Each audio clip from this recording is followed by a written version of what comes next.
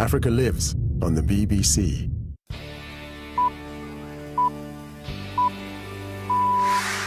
It's 12 noon in London, 7 a.m. in Philadelphia, and around the world it's time for Live Aid. They called it the greatest show on earth. 58 bands across the globe playing live in a 16-hour music marathon. It raised millions for the starving in Africa and put governments around the world to shame. But it was the day they thought would never happen. When they told me about it, I thought, what a terrible idea. I burst out laughing. I said, don't be ridiculous.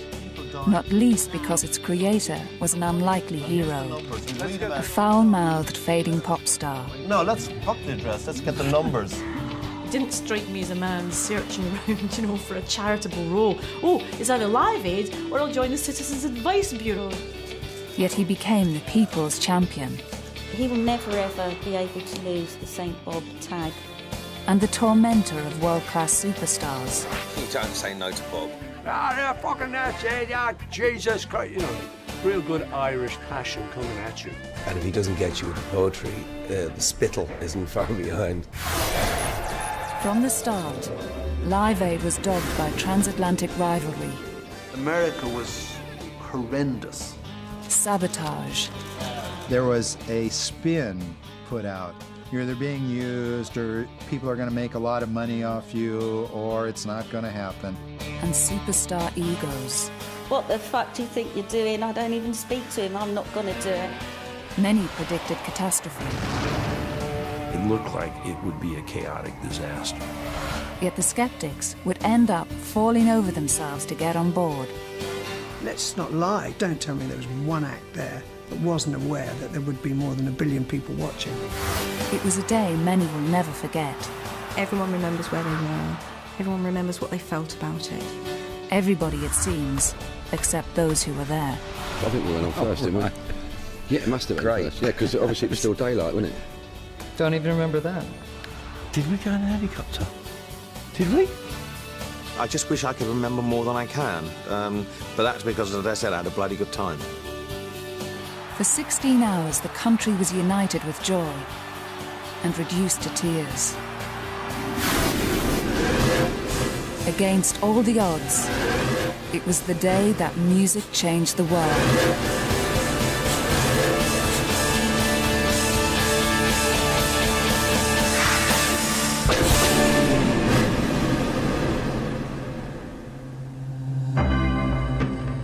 December 1984, and a now familiar anthem was taking Britain by storm. In Africa, an aid worker and a journalist heard the song for the first time. Stupid song and a stupid name for it, and how dare this guy make money out of poor starving people in Ethiopia. I thought it was crap. I thought it was trite. I just thought, what a load of drug-taking, cocaine-snorting, bonking pop singers got to do with all this. They're just doing it for their careers. The whole thing is bollocks, really. I was busting my guts out to try and save these kids, and I thought somebody was taking advantage of them. It wasn't true, but you could hardly blame them for being cynical. This was not a time of peace and brotherly love. There was massive industrial change going on.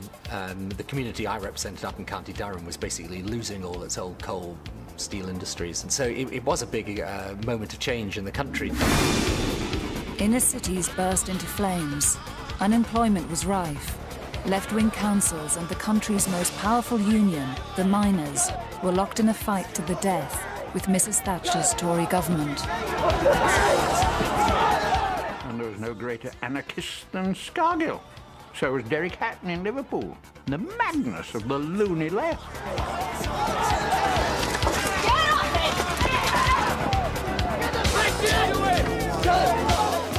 Arthur Scargill, for me, became a tune-out human being. If he came onto the TV, I just turned it off. If you saw police on horseback, you thought, they don't know what they're up against.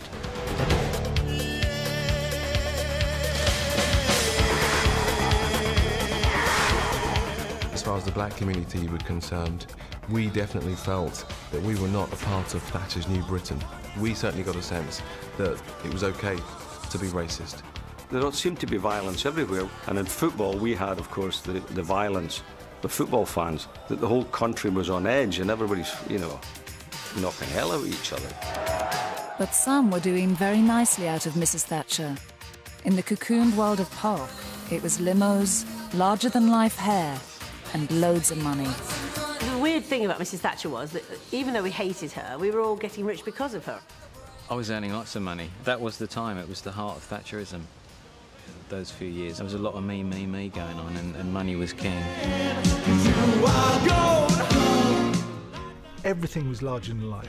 The shoulder pads were larger than life. The way that we drank and the way that we did things was excessive.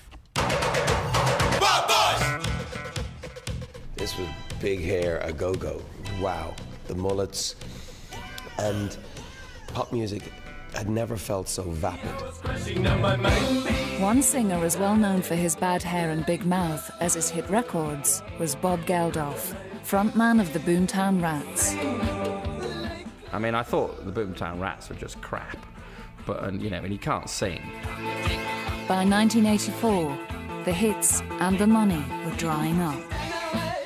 I was a fading pop singer, certainly fading, no longer relevant. Dying on his feet. We got to a stage where we were thinking, well, we'll let him make one more record and we'll see how this goes. I think we all felt he'd rather overstayed his welcome and shot his mouth off, and we felt to some extent, I think, that he was a pop star on the slide. Geldof's girlfriend, Paula Yates, presenter of cult music show The Tube, was now the biggest star. Bob occasionally hung around, you know, the dressing rooms and the canteen at Tyne's Television when The Tube was being shot, like a big bad smell. And he always used to wear a big black leather coat and a hat just that said, you know, I'm a pop star. And he was so grumpy and horrible. I mean, everybody in Bob's world was a fucking bastard. You know, maybe with the exception of his partner and his daughter. So he wasn't that popular. People used to be very cruel to him, call him Mr. Paula Yates and everything, and I can see that hurt him.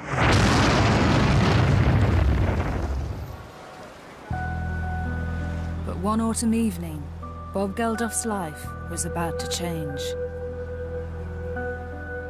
October makes me miserable anyway. Twilight makes me very uncomfortable. Around 4 o'clock, 4:15 on autumn days, or, you know, the orange sodium lights flick on. Don't like it. So I came in, so the time of day, the sense, though I wouldn't acknowledge it, that this was over, and the panic about what do I do, you know? I really can't do anything else in my life. Paula was in, and Fifi was in. She was just very small. The three of us watched the 6 o'clock news. The news featured a report from famine-struck Ethiopia. Dawn, and as the sun breaks through the piercing chill of night on the plain outside Coram, it lights up a biblical famine, now in the 20th century. This place, say workers here, is the closest thing to hell on earth. The scenes were absolutely riveting. And this, from the get-go, did not look like television. It looked like Spartacus, something vast. And it was grey, these grey wraiths moving in this grey moonscape. And the camera was pitiless. It was like a cyclops just there. It would not let you off the hook. The Red Cross have picked out 500 mothers and children out of the thousands and are treating them in an improvised shelter. It's run by an Anglo-Swiss nurse from Hertfordshire. She has to choose who amongst the hundreds who camp outside should be let in, which babies will be saved. Hold on, what's this guy say? What's that person doing there, that young girl in this horror, you know? What's Why does she have to decide who lives and dies? I feel terrible because it's sending them to a certain death. It's terrible. I can take just what we can. 21 years on, the same nurse recalls her dilemma. I tried to look at every child, but not stopping too much, because if you stop too much, they just used to throw the child at you, or, you know, plead too much, and that was heartbreaking for me. I think I marked their forehead or their hand with a piece of charcoal, the ones we took in, and we didn't take the worst ones, because the worst ones we knew they would die. But making that decision day after day, does that do anything to you? Yes, of course it does. What do you expect? Yes, of course it does. It breaks my heart. It reminded me of a Nazi in a concentration camp, sending the people to the death camp. You can come in, you're okay, you're good, you're good, you're good, but you rest, no, you're going to die. You know, it really, that's what I remember. I remember feeling so bad about the ones I couldn't help. By Coram standards, it wasn't a bad night. 37 dead. Tomorrow, there would be more. The day after, more still. The context of home, here we all were. Cosy. How do I keep this going? And cosy and this? Cosy and this? It wasn't just Bob Geldof. The whole country was shocked. People in Britain are donating about £100,000 a day to help the famine victims. Relief agencies who are trying to cope with the famine have been inundated today with offers of help from the public. The Save the Children Fund alone received over 1,000 calls by midday. I was just watching that Ethiopian thing. I think this is gross after coming out after seeing that. Oh, yeah. I'm serious. A lot of people eating a lot of food. Sorry, you got any champagne? Well, I've limited myself to 2 sausages and such. Tortured by what he'd seen, Geldof hit upon an idea to raise money the only way he could, by making a record. Did you fucking see that thing on TV last night? Did you fucking see that? And he was on the phone and he says, "You've got to do something about it. We've really got to do something about it." And you just, I was on the phone. I just said, "Yeah, absolutely. Whatever you say, Bob." He got lucky. He roped in his friend, songwriter and producer Midge Ure from the chart-topping band Ultravox. To make it big, he needed big stars, but some of them were suspicious. When Bob called me, I thought, he's the last person in the world who'd be talking about this kind of thing. Is that the Chimes of Doom I pulled off? I thought he was one of the greatest rock and roll stars ever. But the idea of past the plate was not something I'd associate with him. But he has, as you know, he's remarkable verbal skills, and if he doesn't get you with the poetry, the spittle isn't far behind. It's 10:30, you lazy. I was really suspicious when he first rang about Band-Aid. I was going, this is odd. Why would Geldof be doing this? There must be something in it for him. You can't blame some of us for being mildly suspicious.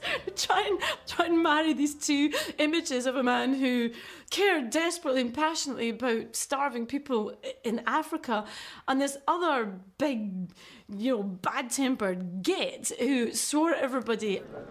He's got this drive, this mad ambition to get this thing done. Even further back than that, though, I think. He's like a terrier. He will not let go. And once he had been let loose and got hold of all these artists, while I'm trying to put the record together, he's getting all the artists together, running up my telephone bill, I have to tell you. We both assumed the role, I was the producer, I was the guy dealing with the music. He was the guy rounding up the crowd. There's no question, if Midge just let it all pass, that would have been the end of my involvement, and the record would not have been made without him. Geldof and Midge Ure hope to raise £72,000 for Africa. But do they know it's Christmas surpassed their wildest dreams, making more than £8 million as it swept into the charts at #1. They set up a special trust to distribute the money.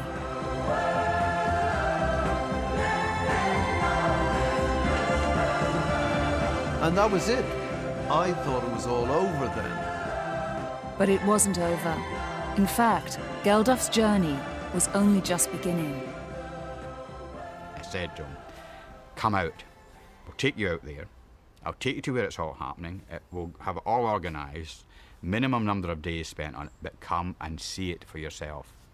Fuck off, he said. What they said is, look, if we're to continue with this story, the editors don't want to know it's over for them. The only story now is Geldof being in Africa. I phoned them the next day and said, have you had a chance to rethink where you're going? Oh, fuck off. And the next day, fuck off, I would see something in the diary, in the newspaper, Bob Geldof collecting money from Parlophone Records or whatever it was. Go along, Bob, fuck off, and went on like this. While Geldof stalled, resentment about the Band-Aid Trust was gathering in unexpected quarters. One of the surprising sources was the other charities. They saw us as a threat. They were very concerned that money which came to us was not going to go to them. And I said to Bob, it will be essential that you can demonstrate to the press and to the public who have given you all this money that you know the money's been well spent. And the only real way of doing that is to go out with the first cargo load and make sure you go from London right into the camps so that you can see that all the aid is properly distributed. Geldof was wavering, but there was one sticking point.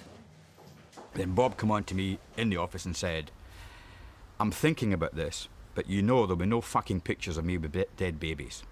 Because that would, that's why I wanted him there. Not dead babies, but I wanted him there to show what was happening. I wanted him, beside a baby who was stick thin and stuff like that. Anyway, and I won't be going unless I get that promise from you. You are a dirty dealing. You're the man that ruins people's lives. You are not going to fucking ruin my life because I've got to make a living after this. I'm not a rich man. I don't have any money. But if I'm seen milking this for me, I am finished. He's not a missionary. He's not a charity person. It's not his world at all. And he really was very frightened of what he would see. And he didn't want to go. It's Christmas in Ethiopia, and the arrival of the pop star's flight from London was the focus of considerable curiosity. A reluctant Geldof agreed to go on a whistle-stop tour of Ethiopia. The 9-day trip would take him to refugee centres and feeding camps in the areas worst hit by the famine. For the rock star, life was about to change, forever.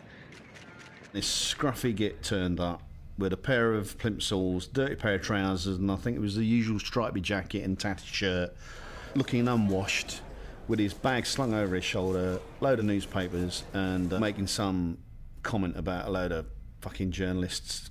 He was absolutely emphatic that this was not going to be a publicity tour as it could easily have been.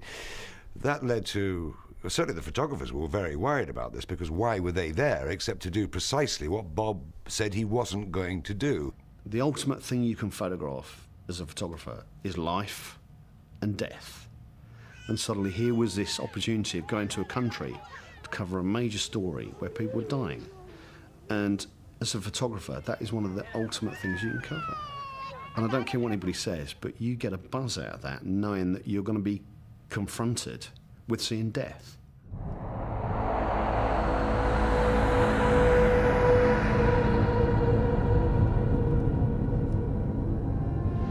You're there watching an indeterminately aged human being.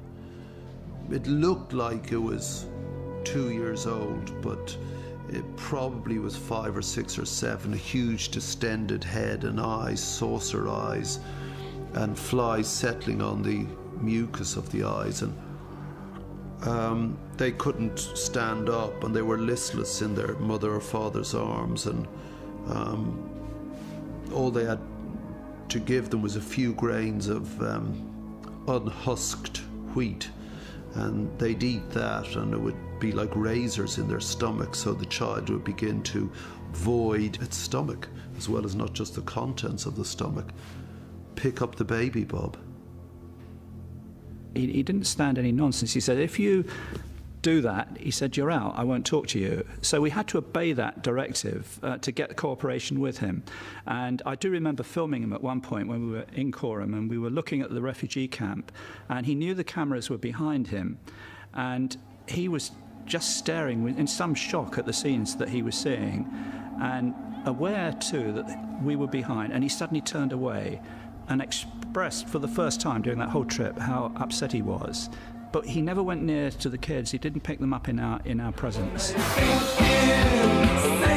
For the man who once said he wanted to get rich, famous and laid, this new life was mind-blowing.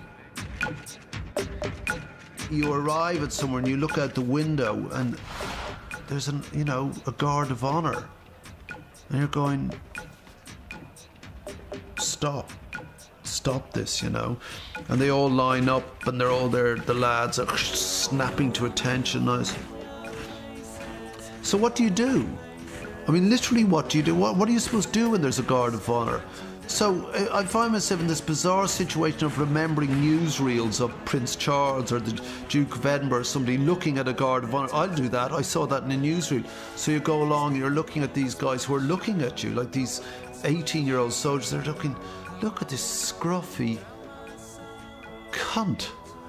Look at his filthy clothes, Look at the bags on it. He hasn't shaved for a week. And look at his stupid shoes. And I'm here presenting arms to this twat. But I've got to go along, and I wink at a couple of them, and they're kind of going, and next minute there's the minister or the general beside him coming along like this, and I'm going,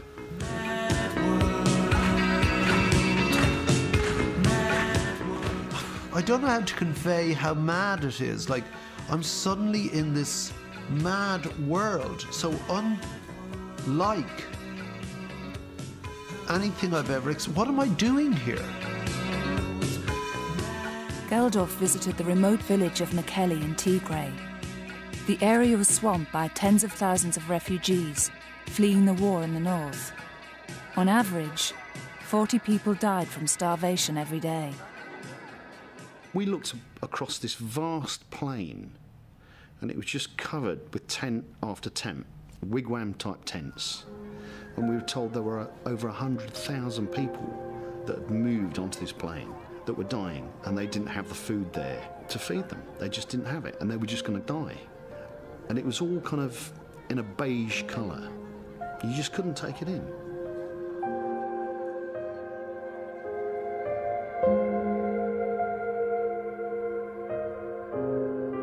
And we came upon a little boy and a little girl. The little girl was one of my nightmares. The little girl was about 3 years old, and she was looking after her brother, who was about 1 year old. And the little boy was as close to death as you can be. His eyes were almost fixed, and he had that glassy, waxy look about a child who's about to die. And she continued to wave. She was in a pitiful state herself, but she continued to wave the flies away from around her brother's eyes. And the doctor explained that the little boy was unlikely to make it, but the little girl was in slightly better condition. And we moved up about halfway down the shed. This German nurse came up, spoke to the doctor, and said to the doctor, I don't know if it makes any difference to the photographer's picture of the little boy and little girl, but the little boy has just died.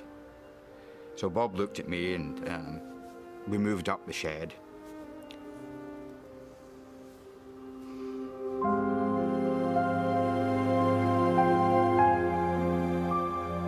At the top of the shed, this nurse approached us again and said to the doctor, I don't know if it's going to affect your picture, but the little girl has now died. Anyway, Bob continued to talk to the doctor, and I left. And he came, found me. I'd gone behind this truck that was parked up nearby, and I'd been sick, and just... It was an accumulation, but there was something just dreadful about it. And two of us... sorry.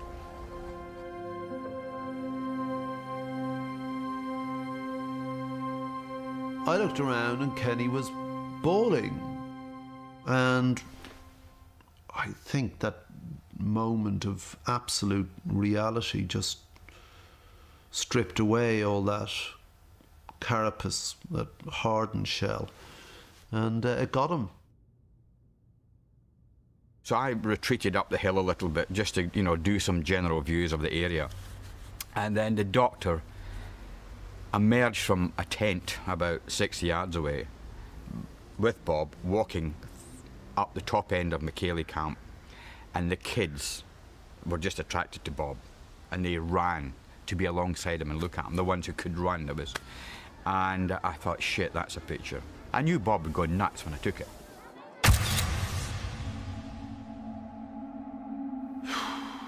I just let it happen because I thought that would be real, because suddenly he'd stop being, come on, Bob, you know, we got...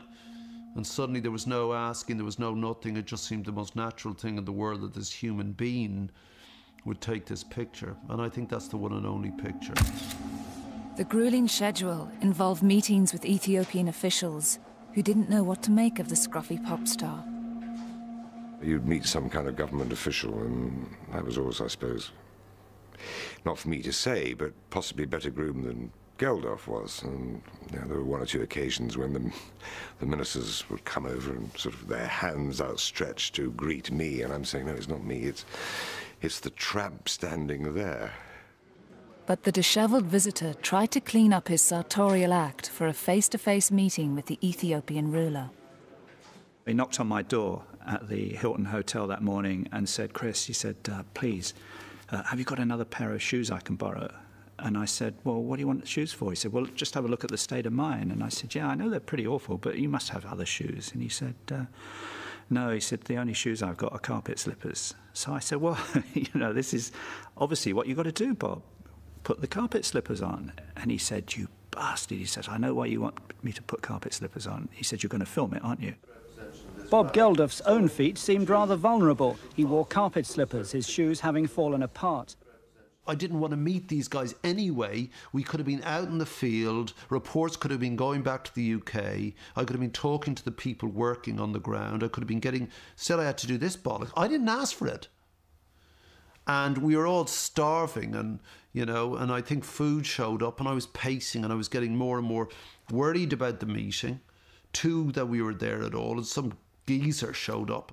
Bob just stood there and went, and how dare you keep us fucking waiting while all these people are starving and we're not even seeing the president. We're seeing, you know, the dog's body, as it were, you know. Okay. So I'd meet the president, I'd get out my amnesty report, because I always had the amnesty report. He is a thug. He murders 60 people a day, he tortures them. So I'd say, says here that you torture people, you know, because it's quite interesting, frankly, meeting a murderer and a torturer. I thought, this guy's a prize cunt, so I just said, you know, I think you're a cunt. I wonder how the translator put that into Amharic. The interpreter had stopped interpreting. You just thought, yes. I was eating peanuts at the time. I thought, I better eat a lot of these, because when you have a jail here, they don't feed you very regularly. And I thought, God, we're in trouble. Luckily for Geldof and his party, the insult was apparently lost in translation, and the trip was drawing to a close. I'd spent the money. I'd lived up to my responsibility by going there, and the crews following me, and that kept that reported back to the Band-Aid generation, if you like. Here you are, here's the people who will benefit from your largesse. Here's how it's been done. This is what's happening now. Thank you, everyone. Goodbye. But Geldof was about to embark on the next phase of his strange journey. In Ethiopia, an acute shortage of transport is still hampering the distribution of food aid, and while the supplies lie in the port, they're at the mercy of the weather. It wasn't moving, because a cartel operated in the docks of trucks, and they were charging a ridiculous price to shift the food. And I said to someone, well, you know, there should be an alternative fleet of trucks. And they said, there isn't one. How much does that cost? About £3.5 million. Geldof left Ethiopia, haunted by the images of the past 9 days.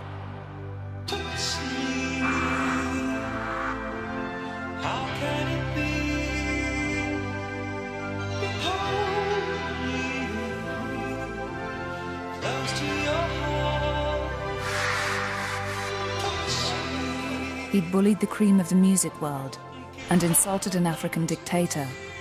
Now he got the chance to tackle the powers that be at home.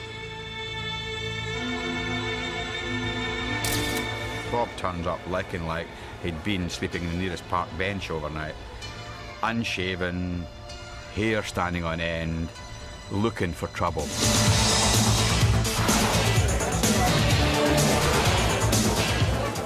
And Bob, before anyone could get to him to ask him why he was there, strode across the hall, and I was with him, and I said, "Mrs. Thatcher, there's someone I think you'd like to meet, Bob Geldof."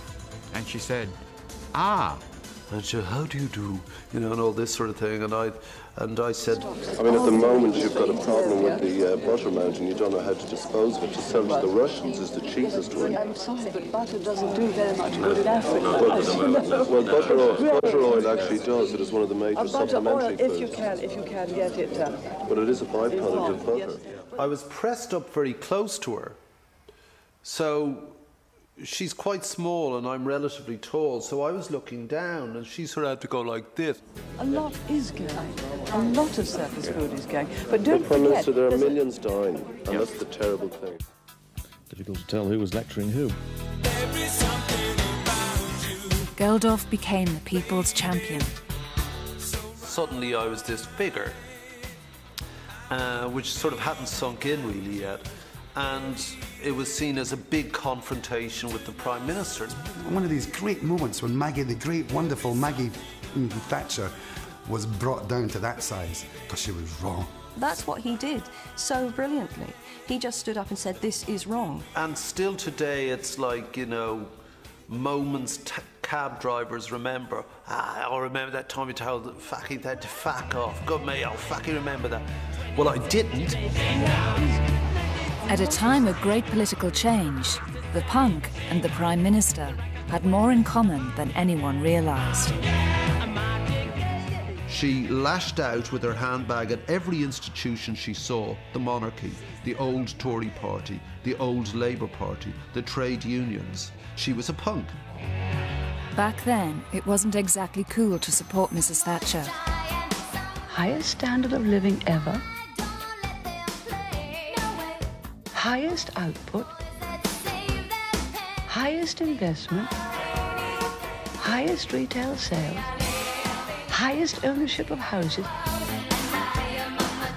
Please, will you remember that sometime?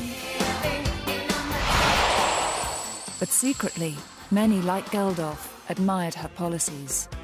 Privatised industries ignited the share-buying dream. Council house tenants bought up their own homes. And in the city, young guns were making a killing. There was a great deal of prosperity about, and we were seeing the beginnings perhaps of, was it Cortina Man in those days? A lot more people in this country felt that they were budding capitalists. Guess what? We bought our council house, you know, paid rent for 350,000 years. We're homeowners. We actually can do it now. We've got shares.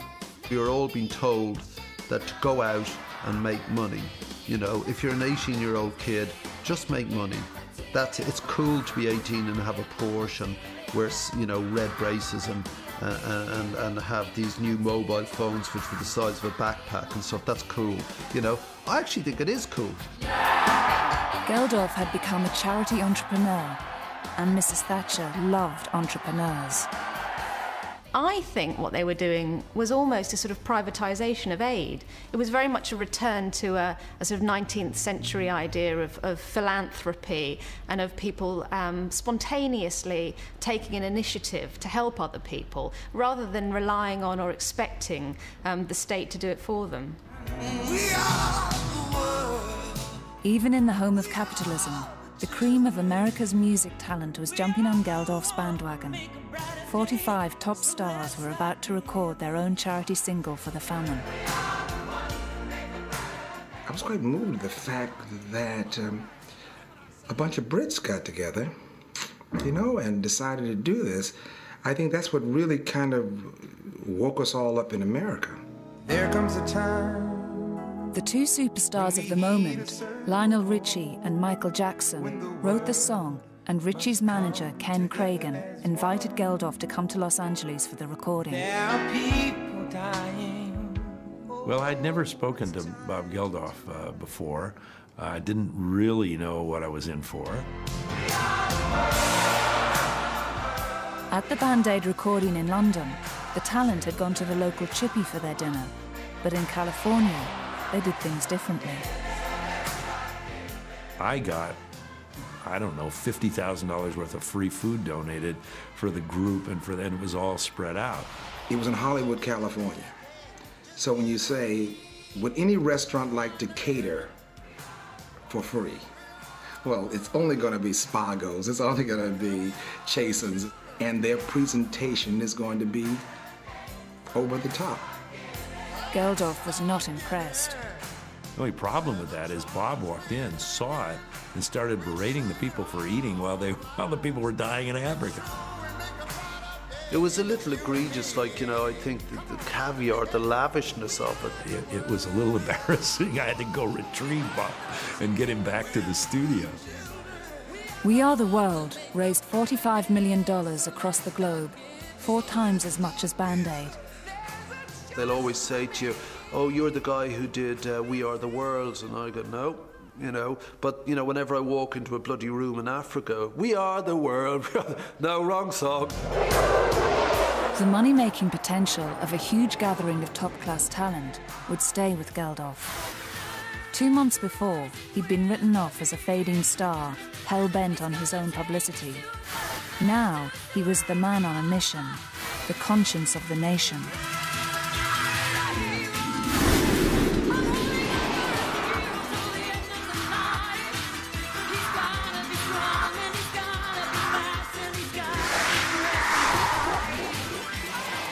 They started to call him Saint Bob. He slipped from the rock star persona into the Saint Bob persona very easily. They stopped calling him a musician or a singer. They always referred to him regarding his charity work rather than his musical work, and that was kind of sad because we were still a band, we were still a working band. People would come up and, hello Bob, how are you, how's it going, is everyone okay over there now, how's it all going, and would thrust money at him and rings and everything. I wanted this to stop now. I mean, it was already beyond any control I had. So, ladies and gentlemen, for tonight's special award, Bob Geldof and Midge Ure, please come forward. But Geldof was the face and the voice of Band Aid, and the story everyone wanted. And his unique force of character came at a cost to those close to him. He was awful in these award ceremonies. He would literally just go and get the award, say, thanks so much, don't know where I'd be without you, you know, you've saved people, thanks so much, bye. Leaving Midge with no award and nothing, to just stand there going, yeah, you know. And Midge Ure. We both went up to pick up the award, and Bob, in his usual manner, launched into this huge speech. I'll say something. Leaving me standing behind him again, 3 feet behind him, looking a bit kind of dazed and confused. Why wouldn't he want Midge to share the awards and the glory and the credit for doing what they did? Why does the rest of the world think it's just Bob's baby? Why did Bob allow that to happen? It was a classic Geldof, he doesn't mean it, it's just he's there, and he was launching at this big thing about the whole Band Aid, Live Aid thing and whatever, but it's just how he is. He had the awards and he had the acclaim, but old suspicions began to resurface. Some reporters were openly hostile. Fortuitously, but not by design, the success of Geldof and Band Aid has brought new life to the sagging popularity of the Boomtown Rats. It has earned the group criticism that they're cashing in on Geldof's Ethiopian philanthropy, even that his obsession with fundraising has become sanctimonious. Thing is that if they say, oh, what a publicity stunt, I mean, it is frankly ridiculous. I don't work 20 hours a day on publicity stunts. Tonight, the Rats will hold a concert in London and can reflect that while they never planned it, the ill wind from Africa has certainly done them some good. But had it? The rest of the Rats certainly didn't think so. Suddenly on this tour, 80-year-old ladies were coming up and says, "Hiya, Bob, here's £20. It was good, but it was strange, We're trying to be a rock and roll band, We don't want your mum to like us. That tour was wildly different because the old buckets would have gone around, or they were at the exits. So, like, you know, we come in, and everyone's job. I mean, so I promise you, in the band, we'd have to divvy up the buckets and count the money. The Band-Aid buckets raised £50,000, much more than the band was making on its record sales. We would leave the venue, get on the tour bus, all the buckets would be piled onto the tour bus and they'd be down the centre aisle. And rather than the usual sort of rock and roll like Jack Daniels and telling wild stories, we'd all be there counting. That's another £500. You count the coins, and the whole band would be sitting there till about 2 o'clock in the morning, counting all this money. And this would happen every night. Pathetic, you know. Where were the babes? You know, why didn't they count them? You know, didn't happen. I was a Boomtown Rats fan. Yeah, I really, really liked them as a band. And in fact, I saw the Boomtown Rats at university and was annoyed at how many thousands of people wanted to get in to see them because I had been a fan. But of course, people were there to worship at the shrine of St. Bob, and rightly so. Rightly so, he'd done such an incredible thing. But I was annoyed because I'd been there at the beginning. It was the end of the road for the Rats, and Geldof bowed to the inevitable. Since his visit there, Ethiopia had never been far from his thoughts. Now he had a brainwave. Bob came in one day and said, look, we have to break this trucking cartel, but we haven't got enough money. And we all kind of went, oh, okay. He said, I've got this idea. We were going to do a concert. Now, Bob, in his way, this wasn't a consultation with the trustees, this was a statement of fact, this was going to happen. And I think we all were scared. We all sat there kind of going, huh? But Geldof couldn't do it alone. He needed someone as bolshy as himself to get the job done. Harvey Goldsmith was the biggest promoter of the day. What's more, this tough music industry bruiser had the mouth to match Geldof's own. I actually basically told him to fuck off at first because I just thought he was being ridiculous. I mean, he actually did say, you're fucking mad. But Geldof wouldn't take no for an answer. The phone rang, and there he was, saying, got to see you today, got to get this concert together. And I said, I'm just unpacking, I've just got off the plane from China, I don't know where I am, let's talk tomorrow. Got in the office, I think I've been there about 6 minutes, phone rang, Bob again. I said, okay, let's meet.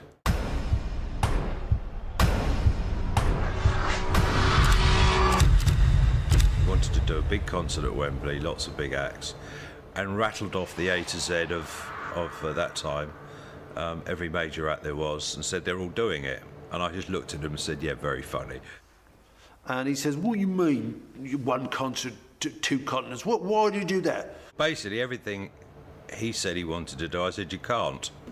So that was our starting point. So, it's a nightmare you're going to have in the middle of the summer. They're already booked up. But like he kept saying, and then what are you going to do then? And then what? And you could see he kept asking a question. In the back of my mind, I actually knew it was possible, but I didn't want to tell him that. We're scared of Bob. We're scared of Geldof. Now he just needed the talent, and for them, there was no safe hiding place. And he just approached me in the middle of Heathrow Airport. I don't think he was going anywhere. I think he was just sort of there haranguing people. Scared the crap out of me, so I said yes. And he was angry and committed and very volatile, and so I just went along with it. You know, you don't say no to Bob Geldof very easily.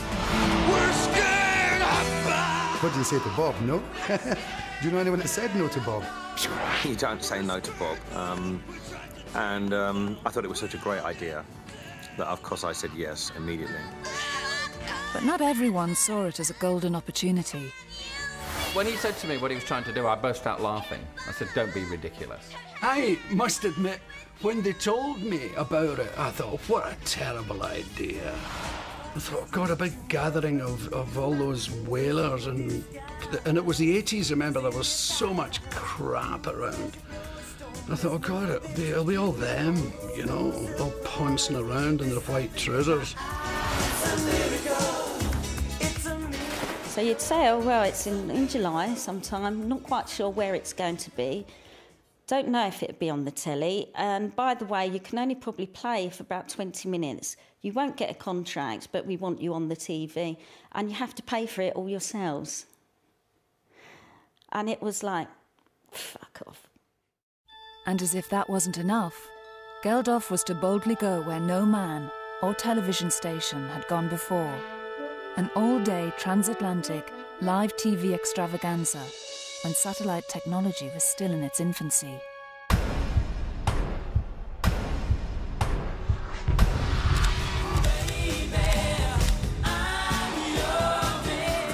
Only one man could make it work. Geldof flew to New York to see Mike Mitchell, who had just produced the television coverage of the LA Olympics. He and I discussed what it is that he wanted to accomplish. And when I went there, I was very skeptical. He had originally wanted to do a concert between London and New York. I had just come off the Games and said I really wasn't interested in that, but if he wanted to do a worldwide event, I'm in. They called it the Global Jukebox, and it was getting bigger by the minute. Wembley would start at noon. America would join in 5 hours later. The shows would be beamed all around the world via satellite, with other countries joining in. It was a round-the-clock operation.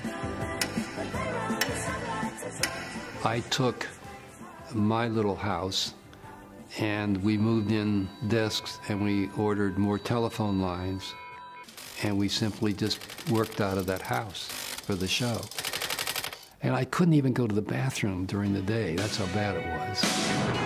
America was the leading expert in the satellite technology that Geldof needed for the Global Jukebox. So everything hinged on getting the American show right. Harvey Goldsmith pinned his hopes on the legendary West Coast promoter, Bill Graham. Bill Graham was an irascible, angry, difficult control freak. And you either did it his way or you didn't. He also was an amazingly creative guy, and he really put music on the map in America. You know, Bill was an imposing figure. He always ruled by intimidation. He was as tough promoter as ever been produced on the history of the planet, I would imagine. You know, he was a bad motherfucker. Graham's sidekick and fall guy was fellow promoter Larry Magid. Everything about Bill was drama. You knew that there was going to be a timed explosion at some point, and it became part of the ritual with Bill.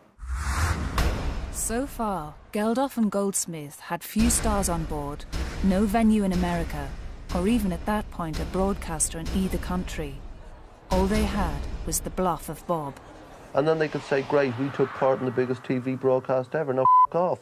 One of the very early impossibilities that Bob threw at me was that he wanted to put this out on TV.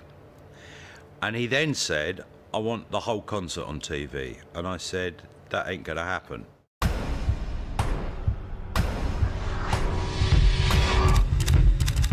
There was only one organisation that could pull it off. Good old Auntie. You simply couldn't believe that you'd bring together Queen, U2, Paul McCartney, you name it. I mean, you know, Rod Stewart, yes, he'll be there too. Phil Collins, oh, he'll be in Concord. All this was sort of, was being told me, and I was sort of saying, yes, that's all, you know, that's really interesting. But I didn't believe it, to be honest. Bob thumped the table and said, no, I want the whole show out, all 12 hours of it, and we're going to do America, so I want that out as well. I want the whole day, sorted out, and he just stormed out the room. I just assumed they would. So why not? And I suppose it's sort of that naivete. It didn't strike me as that big a deal. And then suddenly, Bob walked in the door again, and he said, I want an answer by Tuesday. He's shot out the door. I've been having second thoughts about this, and I'd like to hear more from the music department about the idea. Well, what exactly do you want? Well, it'll be mainly music, George. Well, frankly, to me, this savours too much of a gimmick. I'm in favour of the experiment.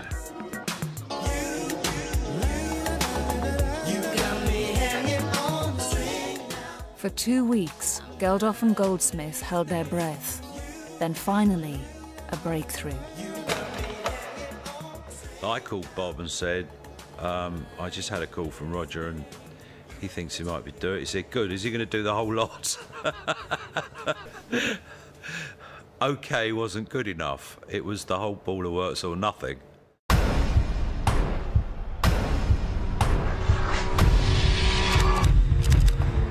With only 6 weeks to go before transmission, the news was broken to BBC staff.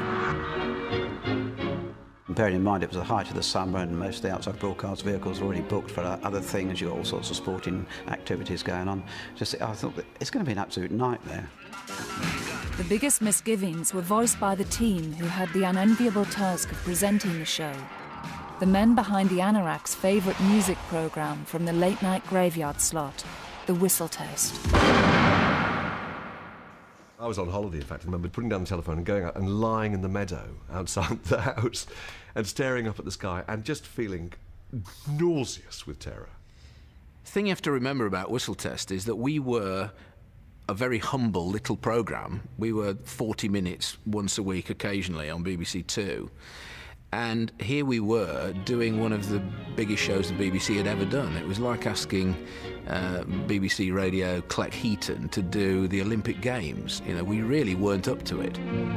If that wasn't enough of a problem, the new boy on the show was ideologically opposed to the whole thing. I could see that whilst it was a worthy gesture by a number of pop stars, there had to be behind it something more substantial to back it up. I wanted the governments to do something about it. They're the people who had the real power.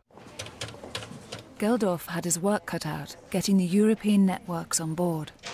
I talked to them from the very beginning about this, and the precondition for any of the wealthier Western countries is that they run a telethon. Iceland don't want to do a telethon. Geldof's global jukebox dream wasn't going to plan. America's can-do culture was rapidly becoming can't-do. The nation that put a man on the moon didn't believe that this show was technically possible.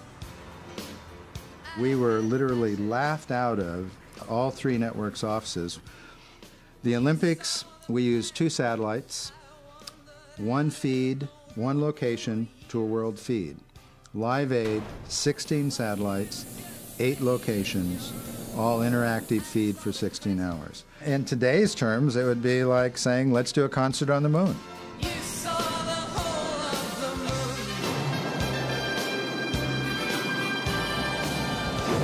After weeks of wrangling, ABC finally agreed to broadcast not the whole day, but a 3-hour special with Philadelphia as the American venue.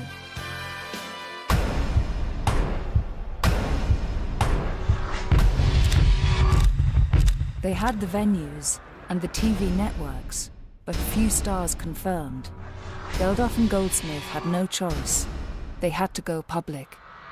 We had a press conference at Wembley to announce the whole thing, which was a bit of a farce, really, because we actually didn't have anybody confirmed at that point at all. We were scribbling names down as Bob was going, because we had to go at 12 o'clock, I seem to remember, on Radio 1. Richard Skinner here talking to you live from Wembley Stadium, where a very important announcement is about to be made. Good morning, everybody. I'm very pleased to announce today that as Band-Aid's first part of their relief programme comes to an end, and as our younger sister, USA for Africa, begin their relief programme today, Band-Aid start the second part of their programme by announcing Live Aid. The people taking part in alphabetical order will be Bryan Adams, Adam Ant, the Boomtown Rats, David Bowie, the Cars. Most of the press conference was spent with bits of paper flying about from various different people, to Bob, back to Bob, to Bob, to Bernard and so on, and from me saying, no, this hasn't confirmed, and he would just be flicking them off the table. I would have been flicking it away because it would have been a distraction, because it was going to happen. It was going to happen that Mick was going to somehow square things with Keith, and that was all going to happen, and Bob Dylan was going to show up, and it was going to be wonderful. That was in my head. There wasn't a second's doubt as I did it, but afterwards I'd be sick with fear. Queen's manager, Jim Beach, suddenly interrupted the proceedings. Spandau Ballet. I suddenly got yanked out. It was Jim Beach calling from New Zealand. And he said, what the hell's this all about? He said, why are you announcing Queen? I said, because Bob told me they were doing it. And he said, what? So I said, look, we're right in the middle of the press conference. He said, you better not announce Queen. I coughed a bit and said, because he'd already done it. The Pretenders, Queen. Bands who were no longer together were amazed to hear they were reforming, especially for Live Aid. Status Quo. I got a call from Pete Townsend just as they were going into the press conference that I thought sort of intimated to me that he was at least interested in playing. Not with The Who, but he was interested in playing. Marsha came in with her bit of paper to say that Pete Townsend had agreed to do it. Threw it at Bob. Bob read it and announced that The Who were getting back together again. And about 5 minutes ago, we heard some wonderful news, and that is that The Who, one of the greatest bands ever in rock music, are reforming specifically for this event. What the fuck's he talking about? It was just really bizarre. It was really, really bizarre. The phones light up completely mentally from the pair of them. What the fuck do you think you're doing? I don't even speak to him. I'm not going to do it. I think you will agree that we have more or less, without a doubt, in fact, the most important people over the last 20 years. And I can also tell you that the remaining half dozen or so huge bands in the world are at the moment trying to clear their desks, and we will let you know over the next 3 weeks who's in and who's out of that remaining half dozen. I went through the list, and like literally the journalists were sort of gasping, have you got so-and-so? Yes, yes, and they were kind of freaking out. And it's Brian Ferry, so-and-so. Next month, like the phone rang about 2 hours later, as Brian said, I never agreed to do it. And I said, well, hey, dude, pull out. As the Wembley press conference made clear, Geldof's brusque, domineering personality was driving Live Aid forward while pushing old friends aside. It was becoming very obvious that Midge was being pushed into the background. So Bob said, OK, then, well, I'll read one band out and Midge can read the other, and so on and so on. Richard Skinner here talking to you live from Wembley Stadium, where a very important... I tuned into Radio 1, all sort of excited that at last Midge was going to get, his due for doing so much work and get to be a part of things again. And I sat and Bob just did the whole... It was as if Midge wasn't there. On 2 continents. I'll read out the list of people taking part. The conference kicked off without me.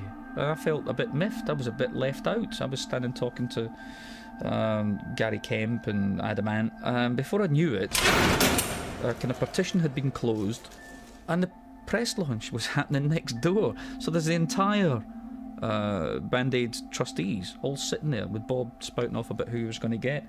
And I was in with them and I'm thinking, hold on a second, what's happened to me? Where have I gone? Well, I mean, he had nothing to do with Live Aid. I mean, that's it. That's the reality of it.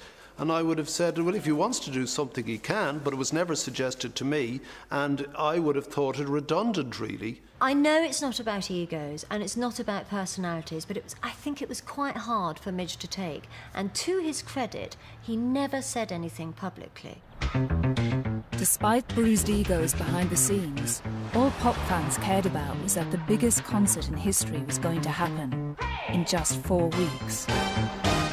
The people taking part in alphabetical order will be Bryan Adams, Adam Ant, the Boomtown Rats. I'm just waiting for the K's to come along, and it said Nick Kershaw, and I'm there. Judas Priest, Nick Kershaw, Chris Christopherson, Huey Lewis and the News. I mean, I wouldn't go if it was just the Wurzels, and it was the Wurzels and Bucks Fizz, I wouldn't bother. Coming here for the music or for the charity? For charity and the music. It was a thrill to be able to go back to the Polytechnic and go in with this ticket and say, we've got one, we've got one, we've got one. I stayed on the phone for hours while it was engaged, like about 4 hours, just ringing, putting it down, ringing, putting it down. I got 2 after 4 hours, that's all it took. With my mum's credit card. That's right. God bless her.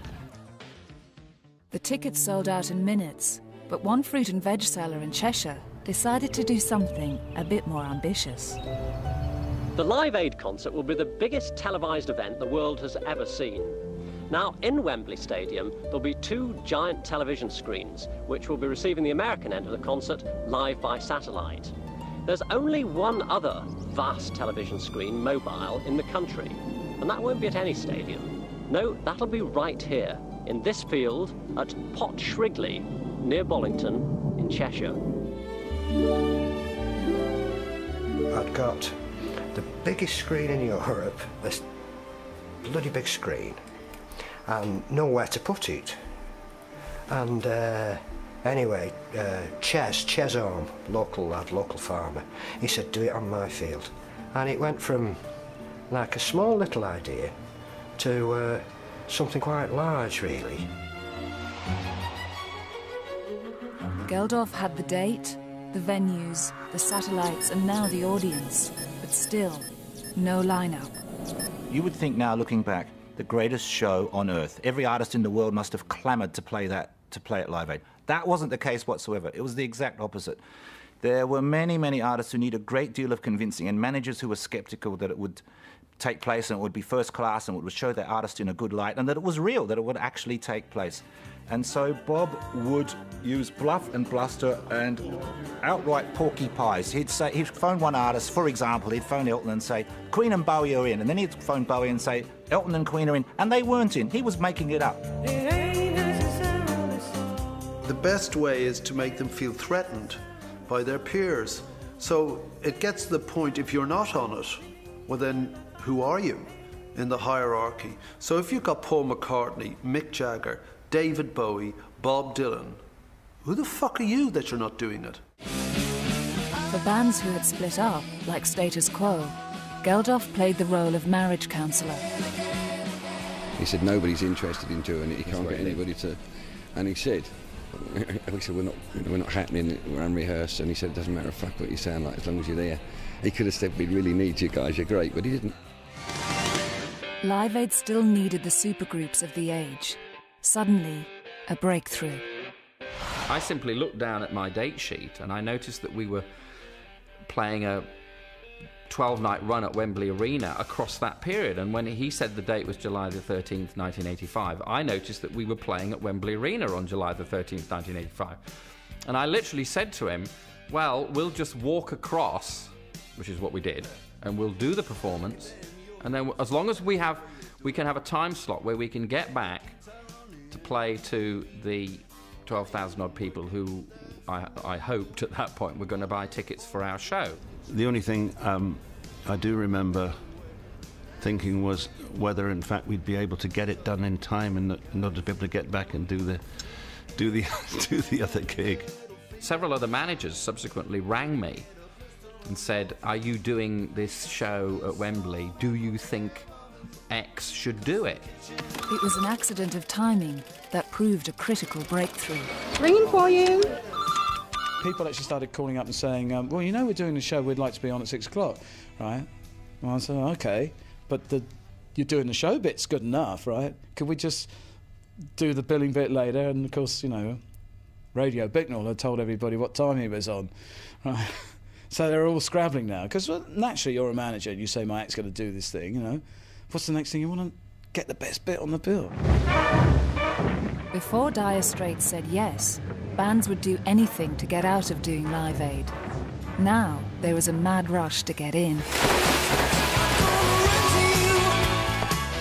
Are we on while America is watching? You know, that was probably a question coming from my office to the promoters and to Geldof as to what time of the day we went on. There was a bit of jostling that went on during the run-up to the show. No, I wanted to do it, you know, because it was an important thing to do. I remember at the time it was really frowned on if you said, oh, it would be good for our career.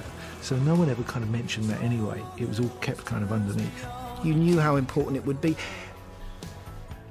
not just for the cause, but for your own career. I've read some criticism about people saying, well, they just did it because they wanted publicity. None of us needed publicity. It's not lie, you know, you think things, it's a wonderful cause and it was a wonderful day for the music business, but don't tell me there was one act there that wasn't aware that there would be more than 1 billion people watching. Yes, I'm lucky, yes, I'm lucky. But Geldof's idol, Mick Jagger, still hadn't taken the bait, even though Geldof had been stalking him for weeks. Keith, and all that. So he said it'll be a nightmare, he said, but, I'll do it. Mick Jagger agreed to perform in America without the Stones, but then he and his mate David Bowie had another brainwave, a transatlantic duet. At one point, I was going to do my part of the song in England, and Jagger was going to be in the States doing his part over there. I said, how do we do that? He's in, you're in America, he's here. But we couldn't find anybody who was fully convinced that we could actually sing at the same time and make it work everywhere. So we abandoned that idea anyway. He said, well, can't we do something with a spaceship? And there was this whole argument going on about which of them was going to be sitting in the rocket singing. I actually made a call to NASA. So, have you got any rockets going up? We'd like one to put Mick Jagger on. And I could imagine and go, who's this nutcase? What?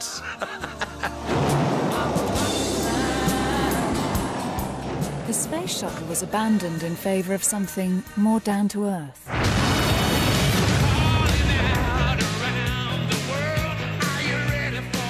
I genuinely didn't know that they were going to go off to a studio and do Dancing in the Street, which is, so apt.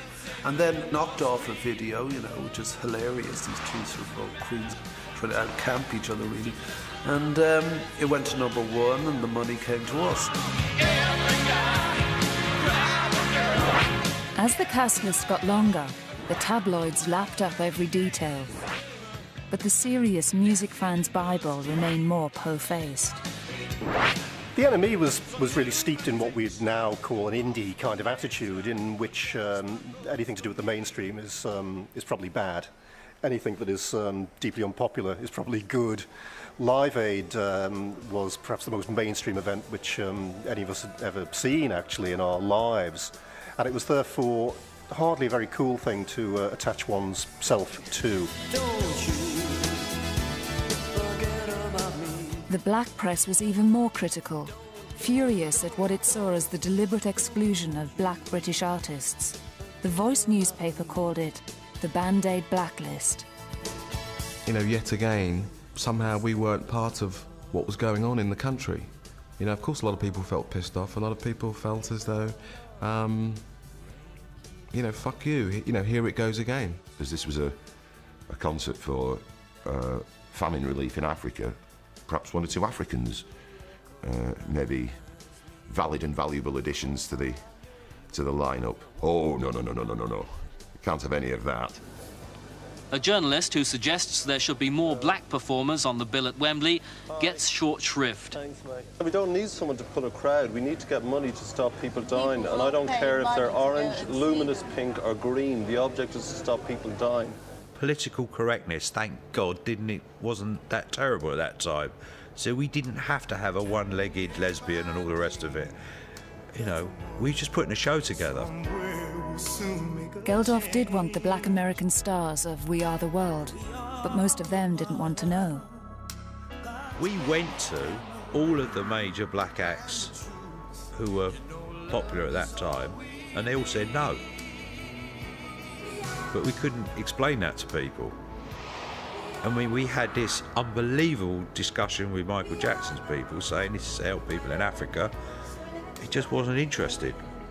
In America, there was an agenda, or that was in a way bought from their Band-Aid record of that community of black acts committing or not, and it was like a block vote. And unfortunately, the block vote sort of went against the Philadelphia show from the black artist community.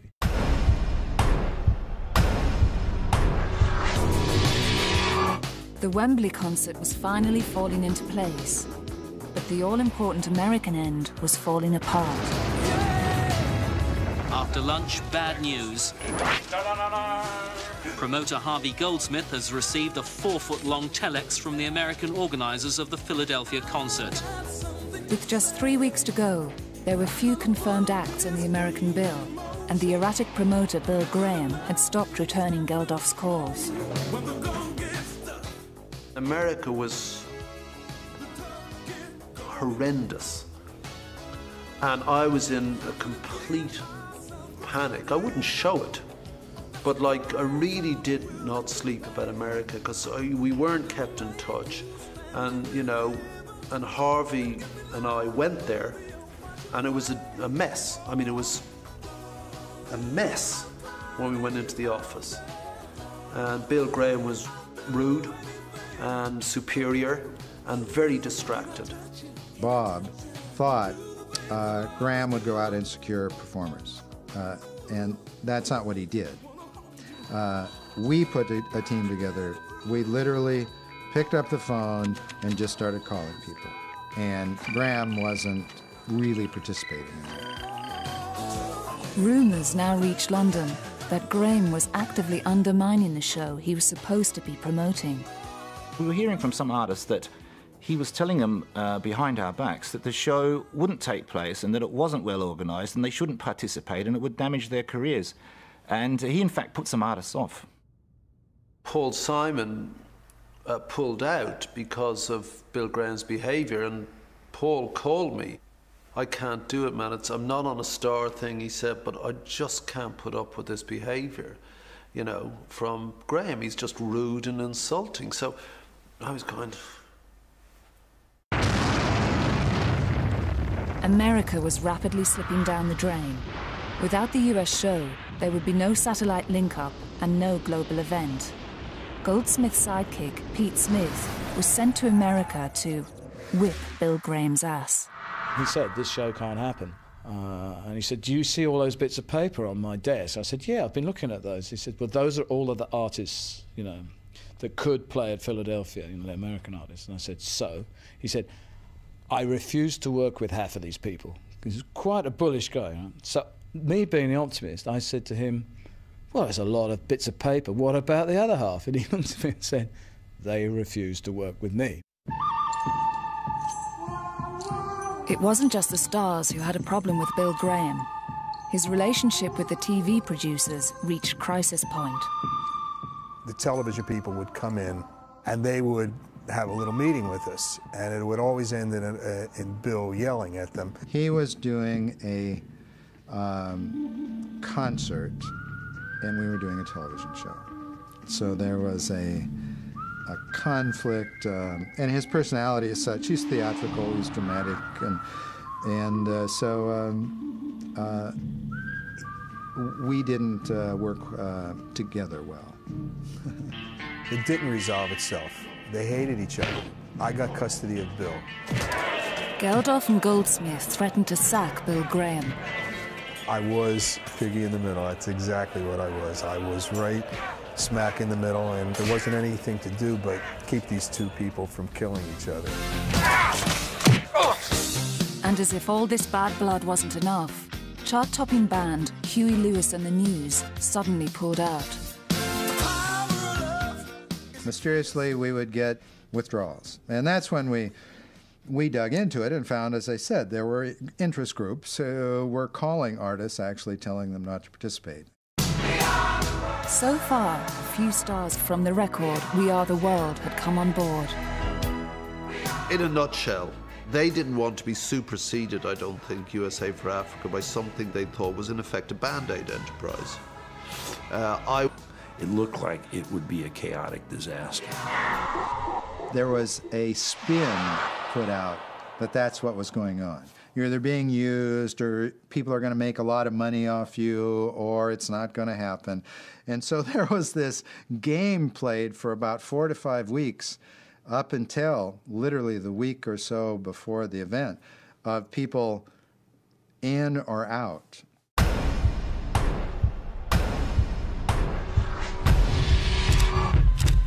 Back in Britain, Geldof's lineup was almost complete. But as usual, he wanted more. One of the icons of the age, Princess Diana.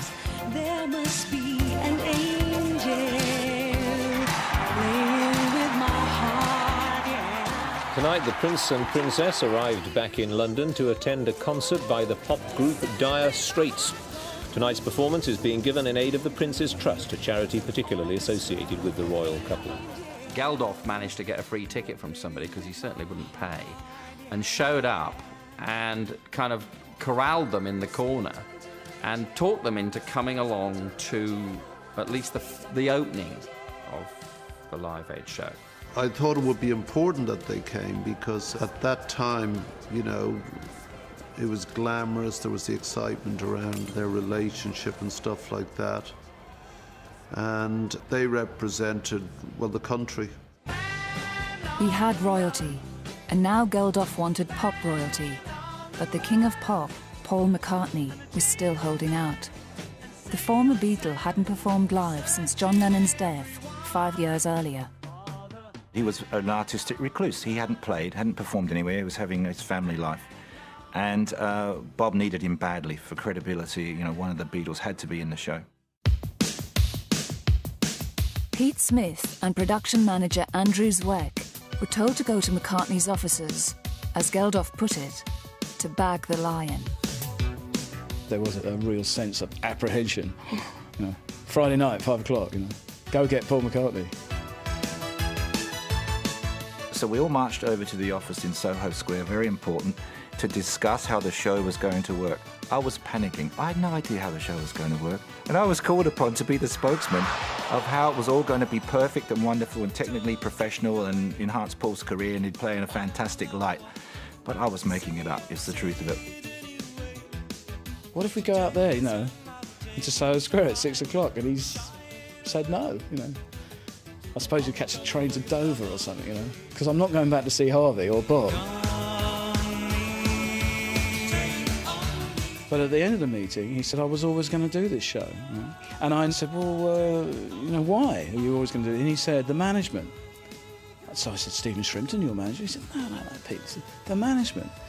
So I thought, Linda? You know, so I said to him, oh, he said, who do you think the management is? And I said, the kids? My kids were very keen on the whole thing. One or two of them were a little too small to be aware of it. But I think the thing about Live Aid was everyone who could be aware, who was conscious, was aware of it. It galvanised the nation.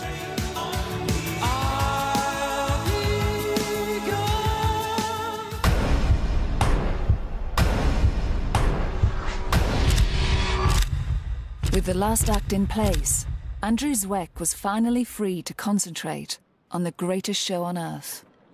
We sat there on the Sunday in an empty stadium, and sheer unadulterated panic set in. We had been neglecting this show, and suddenly it dawned on us how were we going to pull it off? How were we going to put on 25 bands on a strict timetable in a very limited physical space?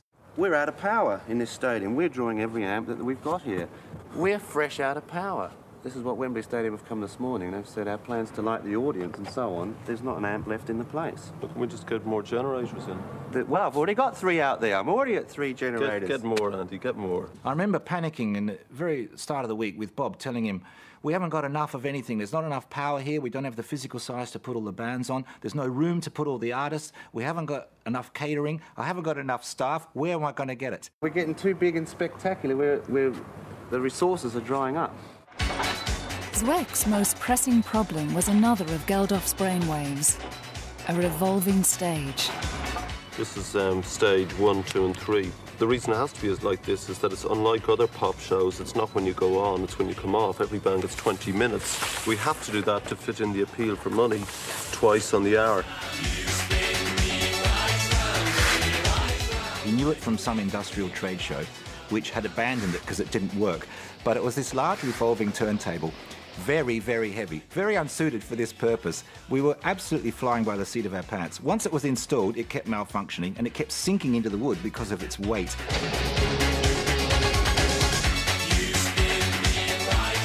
I think my only concern was always whether this bloody stage would get stuck or not. And I said at the end of the day, if it doesn't work, you better get some horses in.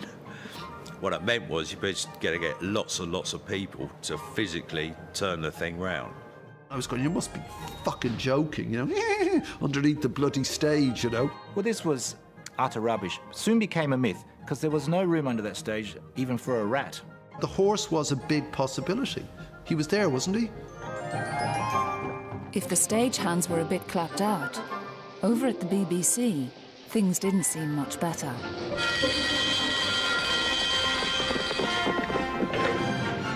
SIO, EP781. It was like the 1940s. If they'd old pipes, it would have been perfect. They had a blackboard, and they'd drawn these little dots. Now, Sat 1 will go from here, and there'd all be these guys with beards and sort of sandals writing things down. At 400, 0400, we'd be there. And it really was like that, like a war room. Give me station's bookings, please. They presented this running order, and we laughed. We burst out laughing. They said at 17:02, Sade would take the stage, and at 19:17, the Who would come off. And we said, this is not how the music business works. This is not rock and roll. You're not going to tell the Who they have to leave the stage. You're not going to tell these artists what to do. And we laughed at the BBC. With only days to go, America was still unravelling. Geldof badly needed the artists from We Are the World to give the show global credibility. A showdown took place between Ken Cragen, Mike Mitchell and Harvey Goldsmith. We actually ended up all meeting together because there was a point where we suddenly felt we were being competitive. And I just wanted to get that out of the way really fast because that's the last thing we needed. It just wasn't on the agenda. So we had to sort out with them what they were trying to do because they were going to try and do their own concert. With only 3 days to go, Ken Cragen struck a last-minute deal to appease the artists who were still holding out. So when I got the call saying we're in, I sort of heaved a sigh of relief too, because the stories would have been where were they, rift between and all that stuff.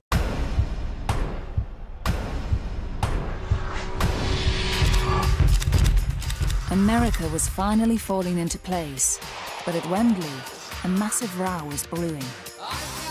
Everyone in Britain was giving their services for free, except Wembley, who insisted on charging for the venue and their staff. Wembley were the biggest pains in the arse of the whole thing. They were really not going with the plot. They wanted money, they wanted this, they wanted that. And like, I was just going, fuck them, you know, no. An 11th hour meeting was arranged with Wembley's deputy chairman, Jarvis Astaire. Suddenly, Bob Geldof let it rip and used a number of four-letter words. Jarvis was starting to really dig his heels in, and the more he was digging his heels in, the more Bob was swearing, and the more Jarvis was getting seriously upset. That man Geldof has just sworn at me then, and I said, so you've never met Bob before then? And he said, I'm not having it. I'm not having it in my boardroom. I was, to some extent, offended that he was in the boardroom at Wembley having a proper business meeting, and he was behaving like the wild ruffian that I thought he was in the first place. It actually got very close to blows as it happened. And I said to him, if you want to talk to me about an event at Wembley and you're here, don't use that language and don't bang on the table. And at that point, he was, it was like, I'm not having this, I'm not having this show in here, I'm not having that man in here. And we all thought it was all off again. At the 24th hour, Wembley reached a deal. Live Aid agreed to pay the stadium £250,000 for the day. It wasn't just the big guns. In Cheshire, fruit and veg man Tony Butterworth was having his own battle with bureaucracy. The main stumbling blocks were actually Macclesfield Borough Council, if I'm telling the truth, because they really didn't want it to be around here. They were absolutely sure that the hippie convoy was going to arrive from Stonehenge, and there's going to be dirt, dust and other unsavoury activities. We had to go the following day to the town hall, and the place was full of people objecting, and there was an old lady, right? She looked like Mrs. Marples, you know, big coat on and a portmanteau, and and she was sat right at the back, and I kept turning around and looking at her like, you know, and I thought, oh, she's trouble. Anyway, it came to the end of the sort of summing up, and I saw a woman at the back stuck her hand up, you know, I thought, oh, this is it. And she said, I just want to say, there are people dying right now as we speak. And she picked her bag up and went, and she walked past me and went,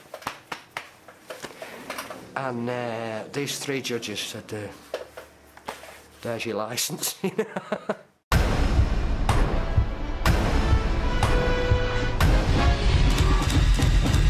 One day to go, and the stars were wheeled out onto the BBC to promote the show, while along the corridor, the foot soldiers were receiving their marching orders. We were given no guidance at all about the kind of programme that was wanted. We didn't know whether we were covering an event or participating in it.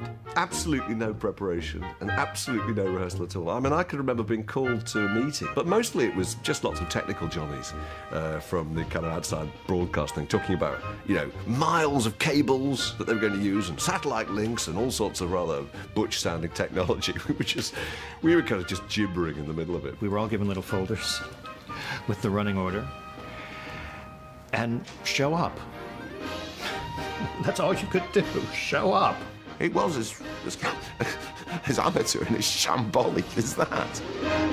But one man was more than relieved to see the BBC vans roll into Wembley. BBC marching with their clipboards, and they've got this running order, and they said, this is how it's going to be. It's all going to work like clockwork. We're going to interface with Philadelphia. And I thought, well, I believe them now. You know, in the beginning, I thought this was pie in the sky, but once they arrived on site, team-handed with all of the staff and all of the clipboards and all of the equipment, I thought, hang on, I'm not alone here. Then, the time came to try out the stage. The one dry run we got, because time was running out, it did fail, and panic set in, and then we called in volunteers. We called everybody we could find on it. Please come and help. It was completely like Keystone Cops. You had big, burly men running around with amps, getting stuck in the middle of the stage turning, people still trying to plug amps in, wires all crossed, things falling over. Is that the familiar face of Janice Long? Janice, how's it going? Things are going really well down here at Wembley. We've just missed... I remember having to be, well, lying, basically, to Terry. You know, no, it's all fine, it's all going to be hunky-dory. You could feel the panic, because there was no way that stage was going to go anywhere. We panicked, as usual. It would be a long night for Bob Geldof. At 2 o'clock in the morning, he was awoken by a phone call. U2 wanted to pull out of the show. We probably threw a wobbler, because we weren't getting a sound check. That would be very like us. Yeah. I don't remember that. I do remember trouble over a sound check, yeah. Geldof, by now exhausted after weeks of sleepless nights, spat out his familiar response. Fuck him.